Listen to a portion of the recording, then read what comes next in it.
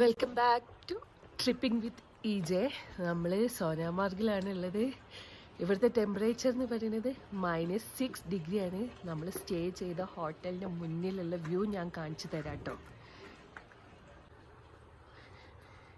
ഇന്നലെ രാത്രി കുറച്ച് മാത്രം ഉണ്ടായിരുന്നു. മഞ്ഞ് ഇറങ്ങി മൗണ്ടൻ മൊത്തം മഞ്ഞായിട്ടുണ്ട്. പിന്നെ വേറൊരു സാധനം കാണിച്ചു തരാം. വെയിറ്റ്,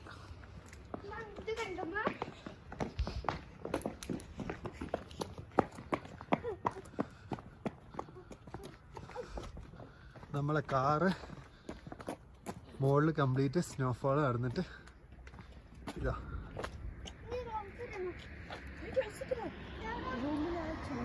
നല്ല അടിപൊളിയാണ്. വ്യൂ ഒരു രക്ഷയുമില്ല.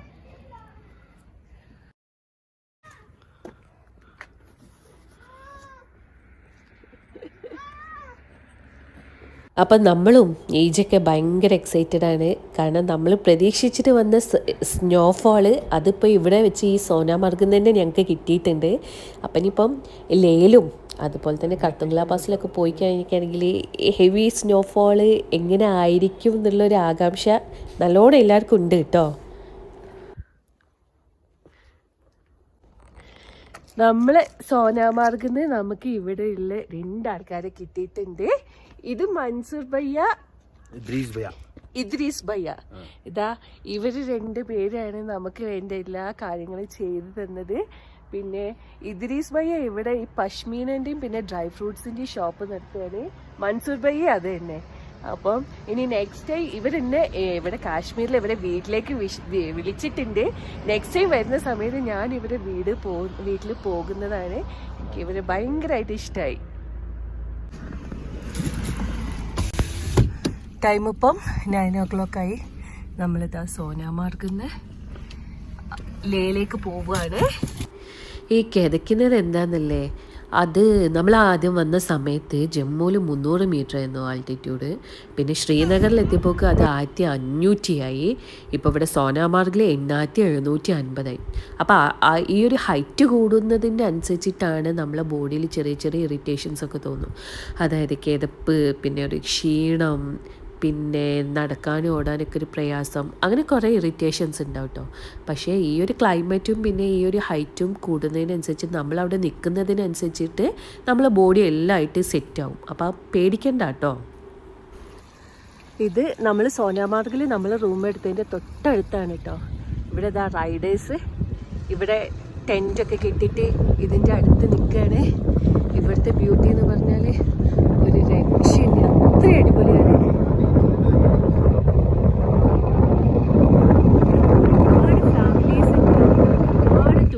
ഉണ്ട്. Sonamarg Indian army welcomes U. ഇതാ ഈ സൈഡിൽ കാണുന്നതൊക്കെ ചെറിയ ചെറിയ ടീ ഷോപ്പുകളാട്ടോ. നല്ല ഈ തണുപ്പത്ത് കഴിക്കാൻ പറ്റിയ ഏറ്റവും നല്ല ഫുഡ് എന്ന് വെച്ചാൽ മാഗിയാണ്.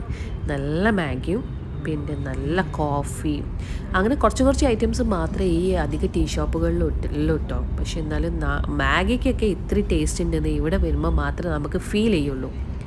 പിന്നെ ഇവിടെ 2 സൈഡിലായിട്ട് ആർമിക്കാരെ കാണുന്നുണ്ട് കേട്ടോ. ചിലപ്പോൾ ഇവിടെ ഇങ്ങനെ തന്നെ ആയിരിക്കാം, നമുക്കിങ്ങനെ കാണുന്നത് കൊണ്ട് ഇവർ കുറച്ച് അധികം ഉള്ള പോലെയാണ് തോന്നുന്നത്. പിന്നെ ചില വാഹനങ്ങളൊക്കെ ചെക്ക് ചെയ്യുന്നുണ്ട്, ചില ആളുകളോടൊക്കെ ക്വസ്റ്റ്യൻ ചെയ്യുന്നുണ്ട്. പക്ഷേ ഇതൊക്കെ ശരിക്കും പറഞ്ഞിരിക്കുകയാണെങ്കിൽ കാശ്മീരിൻ്റെ ആ ഒരു ദൈനംദിന കാര്യങ്ങളായിരിക്കാം. ഇവിടെയൊക്കെ ഒരുപാട് ഹോം സ്റ്റേസ് ഉണ്ട് കേട്ടോ. പിന്നെ ടൂറിസ്റ്റുകൾക്കൊക്കെ സേഫ് പ്ലേസ് ആണ്. പിന്നെ സ്നോ ഒക്കെ ഫീൽ ചെയ്യേണ്ട ആളുകളാണെങ്കിൽ ഇവിടെ എന്തായാലും വരും. ഇന്നലെ രാത്രി ഞങ്ങൾ കിടക്കുന്ന സമയത്ത് 3 ആയിരുന്നു. പിന്നെ ഒരു 11 മണിയൊക്കെ ആയപ്പോഴത്തേക്ക് അത് -1 ആയി. പുലർച്ചെ 5 മണി ആയപ്പോഴത്തേക്ക് -6 ആയി. അപ്പോൾ എല്ലാം നമുക്ക് ഇവിടുന്ന് തന്നെ സോനാമാർഗിൽ നിന്ന് തന്നെ എക്സ്പീരിയൻസ് ചെയ്യാൻ കഴിഞ്ഞു. പിന്നെ രാവിലെ എണീറ്റ് വന്ന സമയത്ത് എൻ്റെ കാറിൻ്റെ മുകളിലൊക്കെ സ്നോ വീണ് കിടക്കുന്നത്. ഞങ്ങൾ ഈ ട്രിപ്പിലെ ഫസ്റ്റത്തെ സ്നോ ഫോളിംഗ് ആണ് കേട്ടോ സോനാമാർഗിൽ നിന്ന്. ഇനിയിപ്പോൾ ഞങ്ങൾ ലേയിലേക്കാണ് പോകുന്നത്. നമ്മൾ ഹെവി സ്നോഫോളൊക്കെ പ്രതീക്ഷിച്ചിട്ടാണ് പോകുന്നത്. നമ്മൾ സോനാമാർഗിൽ നിന്ന് ഇറങ്ങി 1 കിലോമീറ്റർ എത്തിയിട്ടേ ഉള്ളൂ. ഇവിടെ ലോക്കായി. ഇന്നിവിടെ ഏതോ ഒരു VIPസിൻ്റെ വിസിറ്റ് ഉണ്ട്. അപ്പോൾ ഇനി 3 മണിക്ക് ശേഷമേ കടത്തി വിടുള്ളൂ എന്നാണ് പറഞ്ഞത്. ഞങ്ങൾ എന്തായാലും ഈ റോഡിൽ നിൽക്കുന്നുണ്ട്.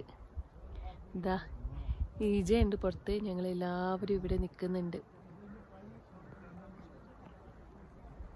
നേരത്തെ നമ്മൾ കണ്ട എക്സ്ട്രാ മിലിറ്ററി ചെക്കിങ്ങും കാര്യങ്ങളൊക്കെ ഈ VIP വിസിറ്റിൻ്റെ ഭാഗമായിട്ടായിരുന്നു കേട്ടോ. എത്ര പെട്ടെന്ന് ലഡാക്കിൽ എത്തണം എന്നുള്ള ഇൻട്രസ്റ്റ് കൊണ്ട് ഓടിക്കതച്ച് വന്നതാ. റോഡ് കണ്ടില്ലേ, കാലിയാണ്, നമ്മൾ മാത്രമേ ഉള്ളൂ. നമ്മളെ വണ്ടിക്ക് വേണ്ടി ഒഴിച്ചിട്ടിരിക്കുന്ന റോഡ്. പക്ഷെ എന്താ, ഒരു കാര്യമില്ല, ഇവിടെ നിന്ന് അനങ്ങാൻ പറ്റൂല.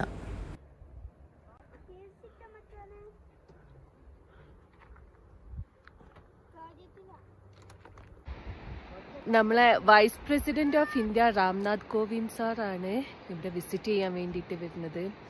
അപ്പോൾ അതിൻ്റെ ഭാഗമായിട്ടുള്ള സുരക്ഷാ ക്രമീകരണങ്ങളുടെ ഭാഗമായിട്ടാണ് നമ്മളിവിടെ 3 മണി വരെ ബ്ലോക്ക് ചെയ്തത്. ഒന്നും കടത്തി വിടുന്നേ ഇല്ല.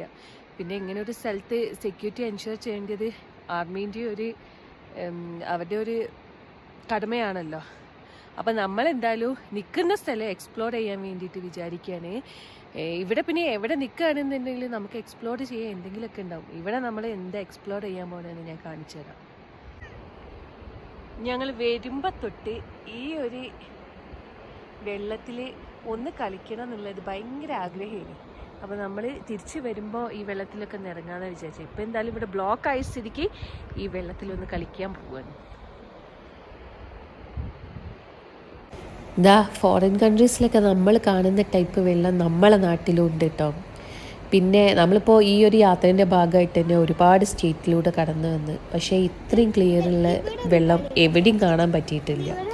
പിന്നെ ഒരു കാര്യമുണ്ട് കേട്ടോ, ഇവിടെ ഒരു ആൾക്കാർ ഈ വെള്ളത്തിൽ ഇറങ്ങുന്നോ അല്ലെങ്കിൽ അലക്കുന്നതോ ഒന്നും കാണാൻ പറ്റിയിട്ടില്ല. അതുകൊണ്ടും കൂടിയൊക്കെ തന്നെ ആയിരിക്കും ഇതിന് ഇത്രയും ഭംഗി. പിന്നെ ആണെങ്കിൽ മഞ്ഞൊരുകിയിട്ട് വരുന്ന വെള്ളമാണിത്. ആ ഒരു സ്പെഷ്യാലിറ്റി ഇതിനുണ്ട് കേട്ടോ.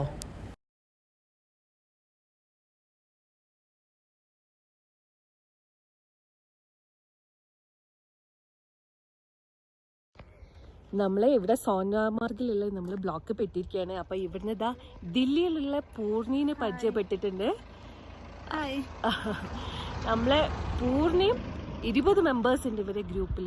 ഇവർ 20 ദിവസം കൊണ്ട് ദില്ലിയിൽ നിന്ന് കാർഗിൽ വരെ ഒരു ട്രിപ്പ് പോവാണ്. അപ്പം ഇവരൊരു വേൾഡ് റെക്കോർഡാണ് प्लान ചെയ്യുന്നത്. आप हिंदी में मतलब आपने तुम हिंदी में मैं बोल डिस्क्राइब करो. Okay okay. हाय, हम लोग दिल्ली से कारगिल राइड कर रहे हैं रेक्टोफाइड स्कूटी से। रेक्टोफाइड स्कूटी वो होती है जो 4 व्हीलर्स की होती है, जिन्हें डिसेबल लोग यूज करते हैं। आज से पहले कभी इस तरह की कोई राइड हुई नहीं है इतनी बड़ी, और इस बार हम लोग ये राइड वर्ल्ड रिकॉर्ड के लिए कर रहे हैं। और हमारा जो नोबल कोज है वो विमेन एम्पावरमेंट है। हम लोग विमेन एम्पावरमेंट के लिए काम करते हैं। हमारा ग्रुप है ईगल स्पेशल एबली राइडर, जो अलग अलग नोबल कोर्स को लेके पर्सन विद डिसेबिलिटी के साथ राइड करता है।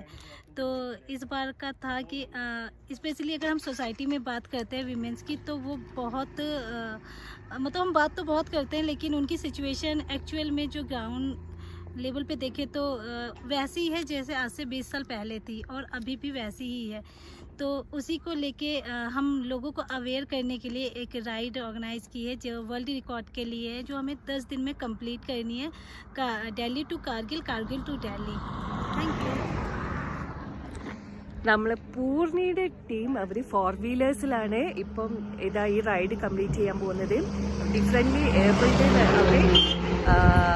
ഇവിടെ അവരെ ടീം മെമ്പേഴ്സ് ഉണ്ട്. ഞാൻ ഇൻട്രൊഡ്യൂസ് ചെയ്യാം.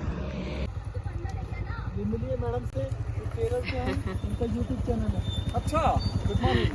Good morning. हमारे सूरज भैया है पीछे. केरल से हमारे पीछे. നമ്മളെ സോനാമാർഗിന്ന് കിട്ടിയതാണ്. ഇവര് കൊടുങ്ങല്ലൂരിലെ സൂരജ് ചേട്ടനും പിന്നെ സൗമ്യ ചേച്ചിയും. ഹായ് പറഞ്ഞോളൂ. ഹലോ. ഇവരൊരു വേൾഡ് ടൂറിന്റെ ഭാഗമായിട്ടാണ് ഇവിടെ എത്തിയിരിക്കുന്നത്. അപ്പൊ അത് എന്താണ് സൂരജ് ചേട്ടൻ തന്നെ നമ്മളോട് പറയുന്നതാണ്. ഞങ്ങള് ഈഗിൾ സ്പെഷ്യലി ഏബിൾ റൈഡേഴ്സ് ടീമിൻ്റെ കൂടെയാണെന്ന് ഇത്തവണ ജോയിൻ ചെയ്തിരിക്കുന്നത്.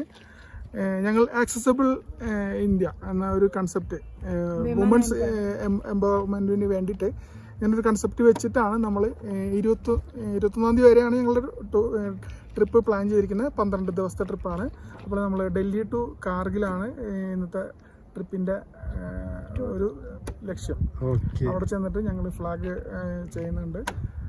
അത് ആക്സസബിലിറ്റി ഇന്ത്യ, നമ്മളുടെ ഡിസേബിൾഡിന് വേണ്ടിയിട്ടുള്ള ആക്സസിബിലിറ്റി 1996 വന്ന നിയമമാണെങ്കിൽ കൂടിയും പലയിടത്തും പല സാഹചര്യങ്ങൾക്കും കൂടിയും ഇത് അവയർനെസ് കൊടുക്കാൻ പറ്റും. അത് ആക്സസിബിൾ ആവുന്നില്ല പലർക്കും. പണിയുമ്പോൾ പബ്ലിക് ബിൽഡിംഗ് ആണെങ്കിലും ഗവൺമെൻറ് സ്ഥാപനങ്ങളാണെങ്കിലും റാമ്പ് വേണം, ലിഫ്റ്റ് വേണം എന്നൊക്കെ നിയമങ്ങളുണ്ട്. പക്ഷെ അത് എവിടെയും എത്തിച്ചേരുന്നില്ല. അപ്പോൾ അതൊക്കെ ഒരു നമ്മളുടെ ഈ ട്രിപ്പിൽ നമ്മളിങ്ങനെ കാണുന്ന പബ്ലിസിറ്റി കൊടുക്കാൻ വേണ്ടിയിട്ട്, അവയർനെസ് പൊതുജനങ്ങളെ ബോധവാന്മാരാക്കാൻ വേണ്ടിയിട്ടാണ് ഇങ്ങനൊരു റൈഡ് പ്ലാൻ ചെയ്തിരിക്കുന്നത്. ഓക്കെ. അപ്പം ഓൾ ദി ബെസ്റ്റ്. നിങ്ങൾ നാളെ ഫ്ലാഗ് ഓഫ് അവിടെ ചെയ്യുന്നത്? അതെ, നാളെ ഇന്നായിരുന്നു. ഇപ്പോൾ ഇത് റോഡ് ബ്ലോക്ക് ആയതുകൊണ്ട് നാളെ ചെയ്യുന്നുള്ളൂ. അപ്പം തീർച്ചയായിട്ടും നമ്മൾ നാളെ രാവിലെ അവിടെ ഉണ്ടെങ്കിൽ നമ്മളും ജോയിൻ ചെയ്യുന്നതാണ്. ഓക്കെ. അപ്പോൾ all the very best for your ride. Thank you. Eagle റൈഡേഴ്സിന്റെ കൂടെ കൂടിയപ്പോൾ നമുക്കും നല്ല പോസിറ്റീവ് എനർജി ആയിട്ടോ. നമ്മൾ അവരെ കൂടെ പോയി കോഫിയൊക്കെ കുടിച്ച് ഒരു റൈഡൊക്കെ നടത്തി.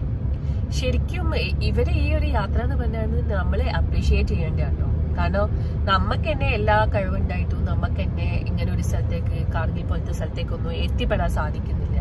അങ്ങനത്തെ അവരെ വണ്ടി എടുത്ത് അവരെ റൈറ്റ്സിന് വേണ്ടിയിട്ട് അവരിതാ ഒരു റെക്കോർഡിനും കൂടി വേണ്ടിയിട്ട് അവരൊരു ട്രിപ്പ് വന്നിരിക്കുകയാണ്. അപ്പം അതെന്തായാലും അപ്രീഷിയേറ്റ് ചെയ്യേണ്ടതാണ്.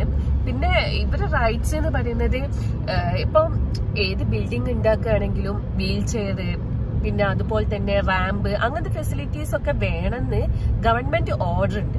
പക്ഷെ പല സ്ഥലത്തും ഇതൊന്നും പാലിക്കപ്പെടുന്നില്ല. അപ്പൊ നമുക്ക് തന്നെ അറിയാം, പല സ്ഥലങ്ങളിൽ പോയി കഴിഞ്ഞാൽ നമുക്ക് തന്നെ എത്തിപ്പെടാൻ ഭയങ്കര ബുദ്ധിമുട്ടാണ്. അപ്പം ഈ ഒരു കാര്യം എല്ലാരെയും ബോധവൽക്കരിക്കാനും അതിന് വേണ്ടിയിട്ടാണ് ഇപ്പൊ ഇവർ ഈ ഒരു ഫ്ലാഗ് ഓഫ് പ്ലാൻ ചെയ്തത്. അപ്പൊ എന്തായാലും ഇവര് ഫ്ലാഗ് ഓഫിൽ ഞങ്ങൾ എത്തിപ്പെടുകയാണെങ്കിൽ ഞങ്ങൾ എന്തായാലും പങ്കെടുക്കുന്നതാണ്. പിന്നെ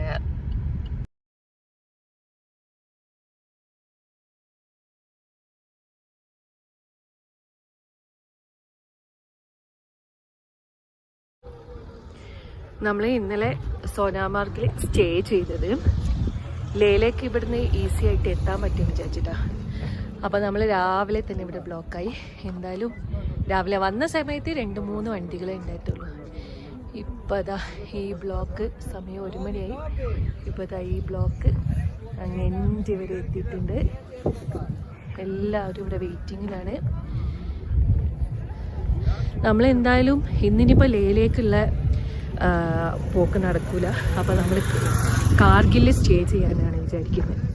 ഇവിടെ വരെ വന്നിട്ട് വെറും പ്രകൃതി ഭംഗി മാത്രം ആസ്വദിച്ച് പോകുന്നത് ശരിയല്ലല്ലോ. നമുക്ക് വേണ്ടിയിട്ട് യുദ്ധം ചെയ്ത് ജീവൻ വെടിഞ്ഞ കുറേ ആർമിക്കാരുണ്ടല്ലോ, അവരുടെയൊക്കെ യുദ്ധത്തിൻ്റെ ആ മെമ്മോറിയൽ കണ്ടിട്ട് അതിൻ്റെ ശേഷം നമ്മൾ ലേയിലേക്ക് കയറാമെന്നാണ് വിചാരിക്കുന്നത്. അപ്പോൾ ഇന്നിനിപ്പം എന്തായാലും കാർഗിലേക്ക് എത്താൻ പറ്റുമെന്നാണ് പ്രതീക്ഷിക്കുന്നത്. എന്തായാലും ലേയിലേക്ക് പോകുന്നില്ല ഒരൊറ്റ ആഗ്രഹത്തോടു കൂടി ഈ വരിയിൽ തന്നെ കണ്ടിന്യൂ ചെയ്യാണ്. എന്തായാലും വിസിറ്റൊക്കെ VIP വിസിറ്റൊക്കെ കഴിയട്ടെ. ഞങ്ങൾ എന്തായാലും ഇവിടുന്ന് 1 ഇഞ്ച് പോലും പിന്നോട്ടേക്കില്ല. അപ്പം വീണ്ടും കാണും വരേക്കും ബൈ ബൈ.